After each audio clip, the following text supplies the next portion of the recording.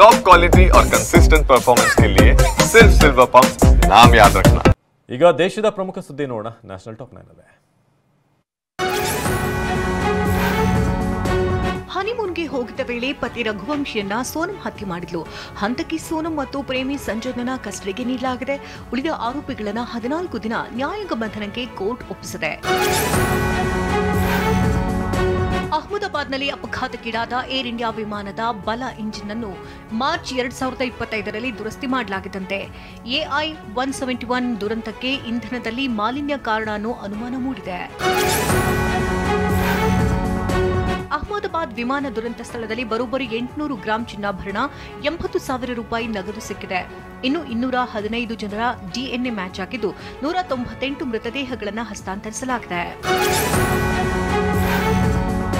ಕೇರಳ ಸೇರಿದಂತೆ ದೇಶದ 4 ರಾಜ್ಯಗಳಲ್ಲಿ 5 ವಿಧಾನಸಭಾ ಕ್ಷೇತ್ರಗಳಿಗೆ ಉಪಚುನಾವಣೆ ನಡೆದಿದೆ. ಜೂನ್ 23ರಂದು ಮತ ಎಣಿಕೆ ನಡೆಯಲಿದೆ. ಬೈ ಎಲೆಕ್ಷನ್ ಫಲಿತಾಂಶದತ್ತ ಎಲ್ಲರ ಚಿತ್ತ ನೆಟ್ಟಿದೆ.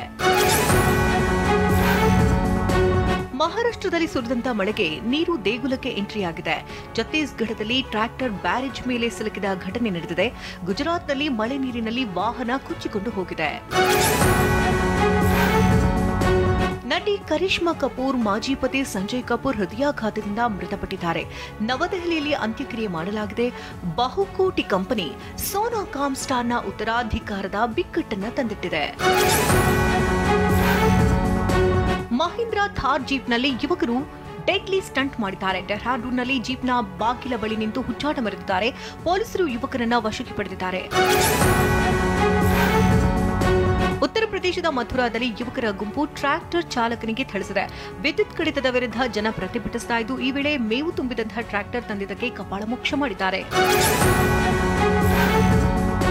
ರಾಷ್ಟ್ರಪತಿ ದ್ರೌಪದಿ ಮುರ್ಮು 3 ದಿನಗಳ ಕಾಲ ಪ್ರವಾಸಕ್ಕಾಗಿ ಉತ್ತರಾಖಂಡಕ್ಕೆ ಆಗಮಿಸಿದ್ದಾರೆ.